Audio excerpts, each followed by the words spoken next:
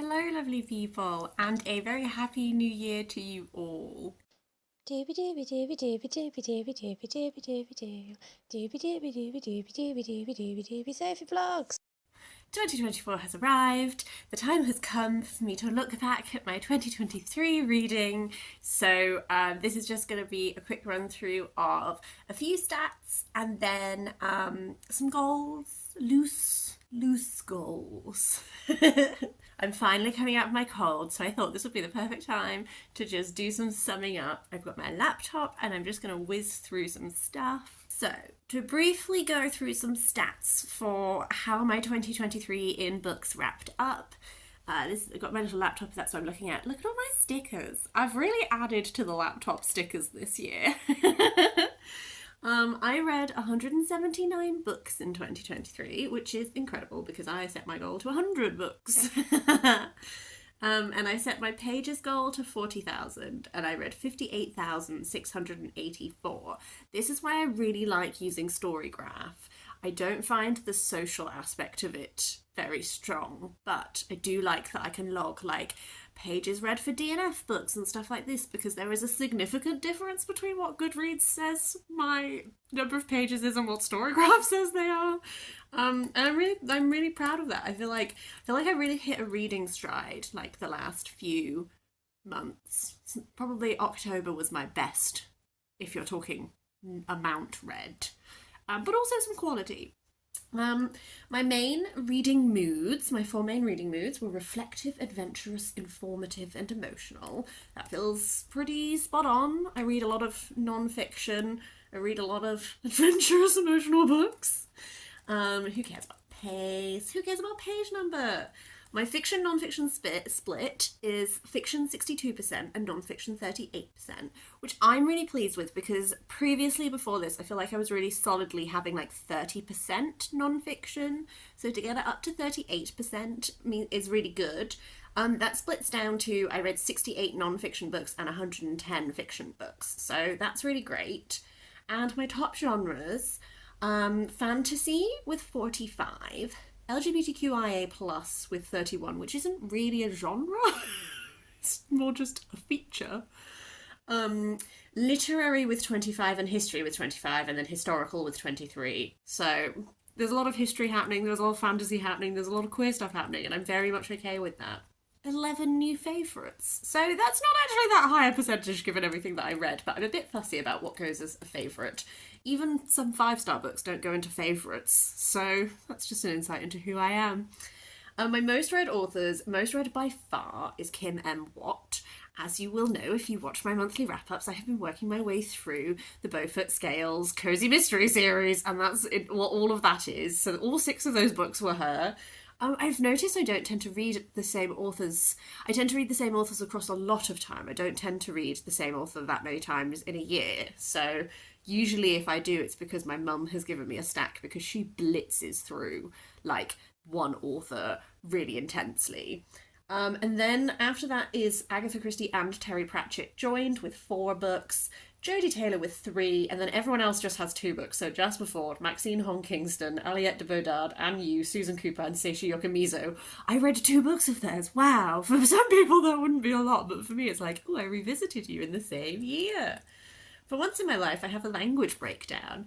99.4% of my reading was English, 0.6% was Scots, and I can tell you that that was Deep Wheel Orcadia, which is a cracking book that is written part in Orkney dialect and part it's Orkney dialect and then there's like an English translation of it, and it's about this space station that's based on Orkney and like a snapshot of the people who live there told in verse narrative. It was really fab. I really, really liked it. That was a great book. And my average star rating was 3.7, which is, I feel, solid. To move on to Goodreads, my Goodreads tells me that the shortest book I read was Lucy Ree by Isabella Smith with 49 pages. This was a 5-star read. I absolutely loved it. Lucy Ree is an incredible ceramic artist who I went to an exhibition of and I'm now slightly obsessed with. My longest book was Istanbul by Bethany Hughes, which is 800 pages. My full thoughts on this will be coming in my December reading wrap up, but this was great. had a mixture of like telling you the history of Istanbul, but then like little chapters that would be like, okay, so what about the silk industry? What about the role of eunuchs in this society? I enjoyed it. Bettany Hughes is always very capable hands, so I always get on well with her. My first book that I read in the year was The Woman Warrior by Maxine Hong Kingston. I read because my friend Mark is a really big fan. It's a series of like non-fiction, semi-autobiographical, but also semi-mythologized sort of memoir focused around her mother. I really liked the bits. I think the section called White Tiger, I think is what it was called, was like my favourite, when she's sort of tying her mother's life story to that of Fa Mulan, and I really, really liked that bit. I didn't like it so much as it went on, and it just became more just like reminiscing about her mum, because I didn't really like her mum very much. I also ended on a non-fiction. This is the Flavour Thesaurus, which is about flavour pairings, and I think it's a testament to how ill I was that I read this like a book. I was not capable of concentrating very much, but I was capable of just reading this woman's thoughts on flavour pairings. My least shelved book was that Lucy Rhee book. My most shelved book was 100 Years of Solitude by Gabriel Garcia Marquez, which I absolutely loved. That was a 5-star read for me, a new favourite. It's a very circular narrative. It's concerned with all these generations of this family who, like 100 years of solitude, 100 years of this place that is in this forest, in what, it's not called Colombia, but it would be Colombia. And like weird things happen, and like people are like doomed to repeat the patterns, cycles of their namesakes and all of this, but I just found it so, I went with it and I loved it. I found it so like, ooh, it really got me. That's kind of it on like the stats that Goodreads has given me. I thought I would just go through as well a few things that like goals I set myself last year, and then reflecting on those, and then a few goals to set myself for 2024. So one goal I set myself last year was I did my little project of reading my friends' favourite books. I have posted 3 videos for that so far. So that is, each video talks about 3 books. So that's 9 books. I've actually read 10 books for this project. I'm planning to read 2 more books to round off that final video. So then I do talk about 3 books in it. And then I think I might call it a day, just because I'm about to, when I've read the next 2 books, and I do have in mind what those 2 books will be, because I have picked up 2 of the books that my friends recommended. I think after that point I'll call it a day, because by then I don't have enough recommendations to do another video that is of 3 books. And I've really enjoyed doing it, and it has really introduced me to like Figuring by Maria Popova is one of my favourite books of last year. It really, really affected me. So it sort of achieved what I wanted it to achieve, which was I do have a better sense of the reading taste of people in my life. I'm very lucky because I work in publishing, so a lot of my co-worker friends are big readers, and then in my personal life, like my family's are big readers and that kind of thing. So I'm really lucky that I had, frankly, like 12 people who would recommend a book to me. Some people did recommend more than one book, and I do have them written down, and I will work my way through some more of them. I just think I'd like to do it in a bit more of an unstructured way, and just sort of pick them up because I want them to, rather than because I'm doing this project. So I've really enjoyed doing it, but I think after I've done those final 2 books, then I'm going to call it a day on that one, but I've had a great time. I also started a new project last year, which was my Read the World project. I wrote down, so I have read 61 countries in total across my life. From 2023, I read 13. So I think that's like that's like just over 1 a month, which I'm really happy with. Those 13 books were, for Albania, I read Free by Leah Ipi, which I loved, really great non-fiction. For Bulgaria, I read Border by Kapka Kasabova, which was recommended to me by my Bulgarian friend, and it was a really interesting look at sort of the border that runs along Bulgaria, Turkey, Greece, and that was a really interesting little bit that I've never looked at before. 100 Years of Solitude for Colombia. Homegoing by Yajasi for Ghana, Not a Virgin by Nurul Basri for Indonesia. I loved both of those. The Nightingales Are Drunk by Hafez for Iran. Patsy by Nicole Dennis Ben for Jamaica. Jamilia by Chingiz Aitmatov for Kyrgyzstan, which I gave 5 stars to, and I absolutely loved it. I talk about it in my November fiction reading wrap-up. The Whale Rider by Witi Ihimera for New Zealand. I also love this. He's a Maori writer that I really want to explore more of. I have a anthology that he's edited already that I'm going to read, and then I'd like to buy his memoir, Maori Boy, as well. Girls of Riyadh by Raja Al Sabea for Saudi Arabia. Genesis of Misery by Neon Yang for Singapore. The Passion According to Renee Vivian by Maria Jose Macal, which I've counted for Spain. I've definitely read Spanish authors before this, but when I was putting the list together, I just added for each country one that I could think of off the top of my head. I actually read this book because I'm really interested in reading Catalonian writers, and I have another Catalonia. I have 40 Years of Love? Oh, I've forgotten what the author is called, but I have another Catalonian poet, a novel by them, in my TBR trolley to read 2024.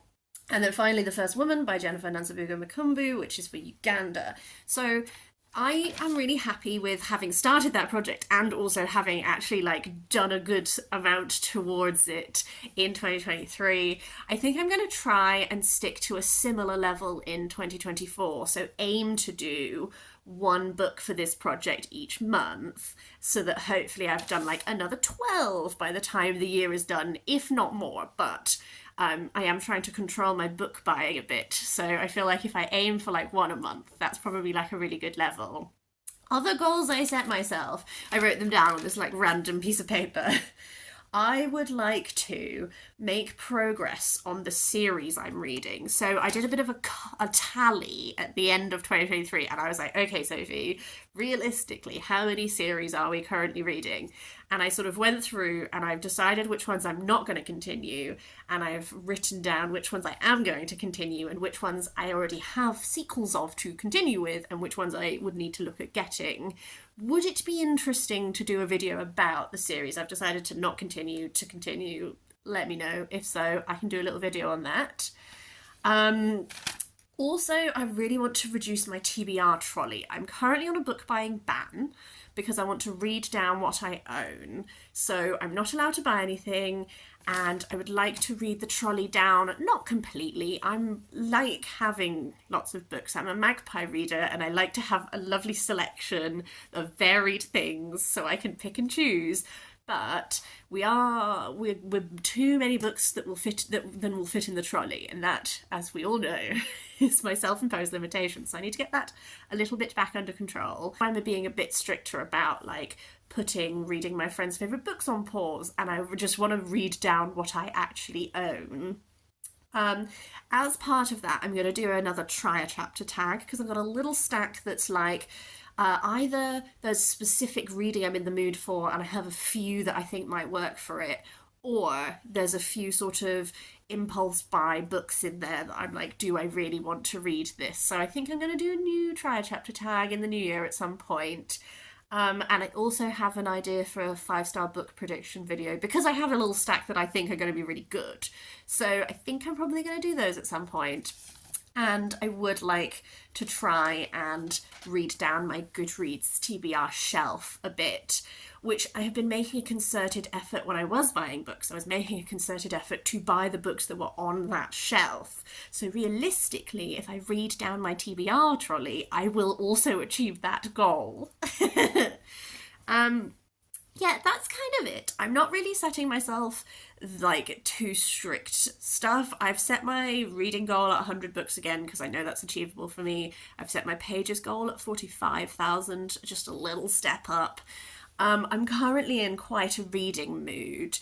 I'm really trying to reduce my screen time, and I've not been doing good desk hygiene, and this arm hurts a lot. So I've been reading a lot of ebooks and speeding through them on my Kindle because then I can just do it one-handed. And I'm really, really enjoying reading. Reading is my primary hobby. That's why I am able to read what I consider, for me, I don't see myself really hitting more books than where, my most productive reading years have been 200 books, and I'm not sure if I'll ever hit that again. Because that's when I was, deep in commuting life. And I'm very okay with that, but I am loving reading at the moment. I'm really enjoying particularly what I've like started the new year off with and that kind of stuff. Like, it's really exciting me. So I am just trying to make sure I focus a bit more on those books that are like make me really excited and bubbly and that kind of thing. So that's sort of my focus point for now. So I'm not giving myself much more to go with than that. I'm just gonna like, follow the passions. When I do start buying books again, I already have like a few areas that I'm like really interested in exploring further and that kind of thing. So I want to be more purposeful, I think. Whilst also acknowledging that sometimes I just want to rip through a book in a day, Yeah, that's everything I want to talk about today. I would love to hear your thoughts on any of this, anything that you want to share, like your best book, your disappointments, your anything like that. Like, do let me know. I will be doing my best fiction and best non-fiction videos. Hopefully today I'm going to record them. I don't know if I'm going to have time, but I'm going to definitely try and prioritize those and get them out soon. I hope you had a really lovely 2023. I hope 2024 has started really well, but also if it hasn't, that's totally fine. It's a year like every other, and it'll have good bits and bad bits, and we're all going to be fine. I hope you have a really lovely day. I will see you next time, maybe for a favourites video, maybe for something else.